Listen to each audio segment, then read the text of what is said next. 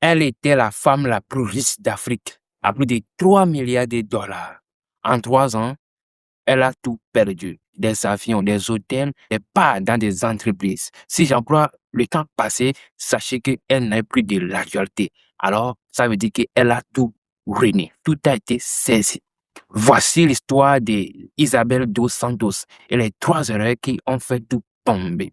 Salut, bienvenue sur cette chaîne. Ici, sur cette chaîne, nous étudions les hommes les plus riches, les hommes battantes, des femmes battantes qui ont construit une grande richesse et qui ont fait leur emplacement dans ce monde. Et aujourd'hui, spécialement, si tu es là pour la première fois, je suis ton frère, monsieur moi aussi, ton jeune guide et ton conseiller. Alors, je te guide vers la bonne destination et la bonne version de toi. Alors ici, aujourd'hui, Isabelle dos Santos est sur le plateau pour son étude. Alors, je t'invite à t'installer confortablement. Si tu n'es pas encore abonné, abonne-toi et active la cloche de notification pour fidéliser ta présence sur cette chaîne et ne plus rater des prochaines vidéos qui sortiront ici chaque instant. Alors, installe-toi et allons-y pour l'étude de Dos Santos, l'Isabelle, la prétendante femme la plus riche de l'Afrique.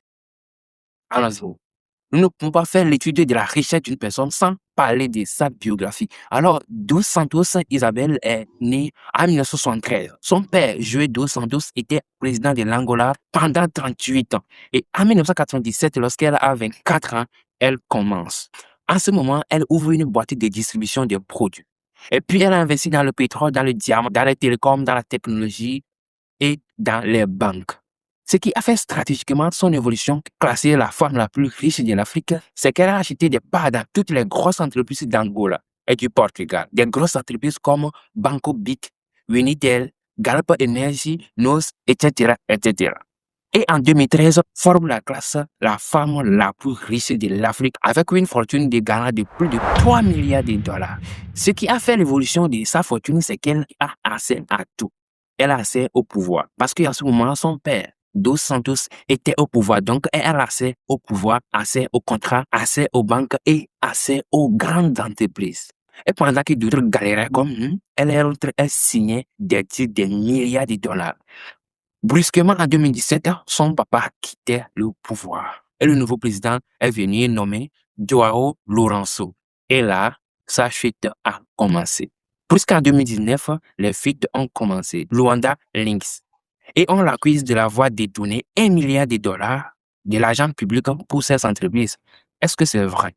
En tout cas, la justice, les vidéos, les liens sont là pour cette justice. Allez-y chercher. Mais c'est marrant. Une personne qui a bâti tout s'est effondrée en un laps de temps. Ce n'est pas normal quand même. Bref, on n'est pas là pour ça. On est là pour son étude.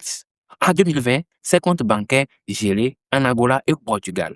Le tribunal d'Angola a tout saisi. Ses avions, ses hôtels, ses parts dans de grandes entreprises. Tout a été saisi. Et c'est la ruine totale de la femme la plus riche de l'Afrique, Isabelle dos Santos. Depuis 2024 à aujourd'hui, elle vit entre Dubaï et Londres. Elle dit que c'est une chasse politique. Et aujourd'hui, en 2026, sa fortune est estimée à moins de 500 millions de dollars. Disons qu'elle a perdu 80% de sa fortune. Elle n'a plus d'entreprise, elle n'a plus de télécom, elle n'a plus de parts dans des grosses entreprises. Elle n'a plus d'hôtel, elle n'a plus d'avion. Tout a été saisi. C'est tellement marrant, tellement difficile. Si c'était moi, je ne pourrais jamais supporter ça. Et 3 milliards de dollars à moins de 500 millions. Ça, c'est une dégringolage. Une dégringolage absolue. Bref, voici l'histoire de Isabelle dos Santos qui devait être la femme la plus riche de toute l'Afrique. Mais tout est effondré à un seul coup. Alors, voici 3 leçons qu'on tire de Isabelle dos Santos. La partie la plus sérieuse de la vidéo. Reste jusqu'à la fin. La première leçon qu'on doit tirer de Isabelle dos Santos aujourd'hui, c'est de ne pas construire sa vie, sa fortune, ses entreprises sur une sable. De ne pas construire sa vie, ses entreprises, ses biens sur le sable. Disons que sa richesse, ses entreprises, ses biens étaient construits sur le pouvoir de son papa. Et lorsque le pouvoir est tombé, tout est tombé. Sa richesse est tombée. Ses biens sont tombés. Ses hôtels sont tombés. Ses avions sont tombés. Toutes ses parts, toutes les entreprises sont également tombées. Donc, on est baptisé par votre avenir, votre vie, votre richesse, vos entreprises sur le sable. Parce que si tu le bâtis sur le sable, lorsque le sable va écouler, tout est aussi écoulé. Imaginons que ton business est basé seulement sur la connexion. sur les réseaux sociaux. Ton business est basé sur TikTok. Ton business est basé sur YouTube, sur Insta, sur tout. Maintenant, supposons si aujourd'hui on éteint tous les réseaux sociaux. Donc, ça veut dire que tous tes business, toutes tes entreprises ont été éteintes. Donc, ne basez pas seulement vos business, vos entreprises seulement sur les réseaux. Parce que si on coupe ces réseaux aujourd'hui, vous aussi, vous êtes éteints. Vos entreprises sont éteintes. Ne vends pas de lait, ne vends pas du piment, ne vends pas de l'oignon. Parce que tu connais la mairie ou bien tu connais un chef de ta région. Vends l'ail parce que le monde en a besoin. Ne vends pas seulement parce que tu comptes sur TikTok, sur la publicité. Et ce que ces choses arrivent à nous servir. Mais ne bâtis pas seulement ton business, la vente de ton ail, la vente de ton piment, la vente de tes oignons sur TikTok ou bien sur la publicité. Vends parce que les gens en ont besoin de l'acheter. La deuxième leçon que j'ai tirée de l'étude d'Isabel Dos Santos, c'est de séparer le business de la politique ou bien du pouvoir. On disait et on l'accuse qu'elle mélangeait l'argent du public et l'argent du privé. C'est tellement très dangereux. Et voici sa fin.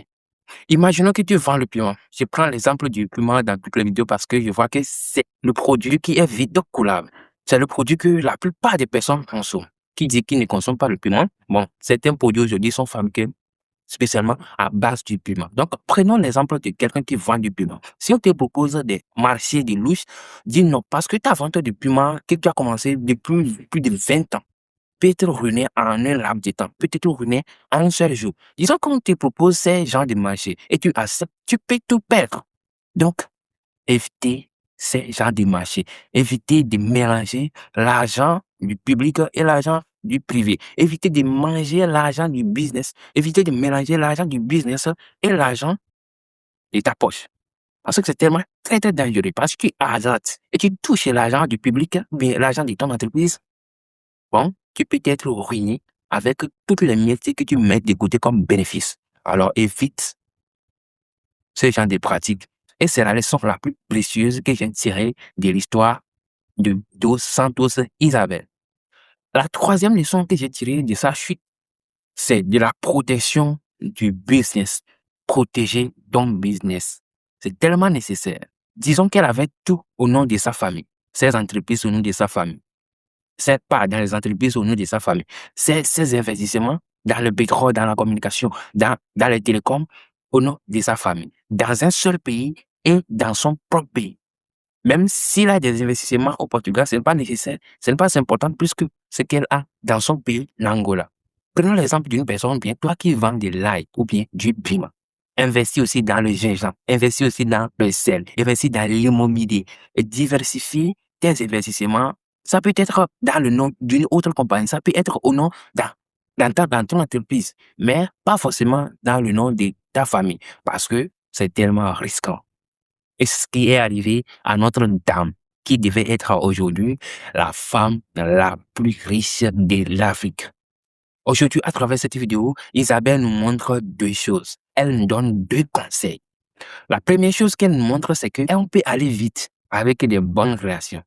Oui, j'ai validé son conseil parce qu'aujourd'hui, tu ne peux pas aller seul. Il faut que les gens te collaborent, il faut que les gens t'aident parce que la richesse est basée sur la relation. Parce que si tu vends le piment, si l'autre ne l'achète pas, tu ne peux pas vendre et tu ne peux pas devenir riche.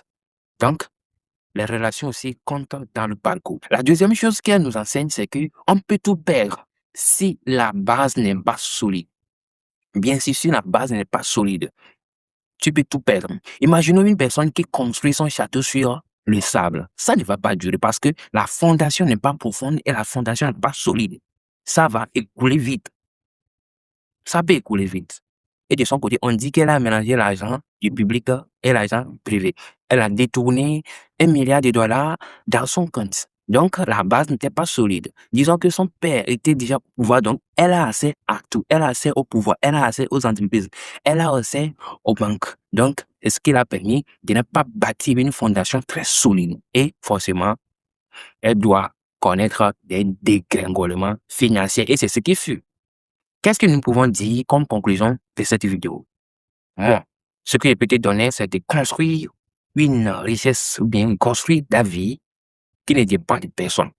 Construis tout sur toi. Construis tout sur ta personnalité. Construis tout avec une bonne fondation, une bonne base solide qui va te permettre d'être assis sur jusqu'à la fin de tes jours. Une richesse qui ne dépend de personne. Un business qui ne dépend de personne. Un business qui ne dépend pas seulement d'un réseau. Un business dépend sauf toi et sauf toi. Alors, voici la fin de cette vidéo. Nous avions parlé de Dos Santos Isabel, la femme qui devait être la plus riche de l'Afrique, mais qui s'est ruinée. Nous avons parlé de ses erreurs. Nous avons parlé 3 conseils que nous avons tirés de l'effondrement de sa richesse. Et comme conseil, de ne pas bâtir sa richesse sur personne. De ne pas associer l'argent public à l'argent privé. Et ensuite, de protéger son business. Alors, merci d'être là jusqu'à la fin de cette vidéo. Si tu n'es pas encore abonné, abonne-toi et en activant la cloche de notification pour être fidèle à cette chaîne et ne plus rater les prochaines vidéos qui passeront ici sur cette chaîne. Je te rappelle que je suis Monsieur Mon Site un jeune guide et partage cette vidéo à une personne que tu veux voir de ne pas faire ces bêtises et détruire tout ce qu'il a construit plus de 20 ans, plus de 30 ans en arrière. Alors, je te donne le rendez-vous pour la prochaine vidéo.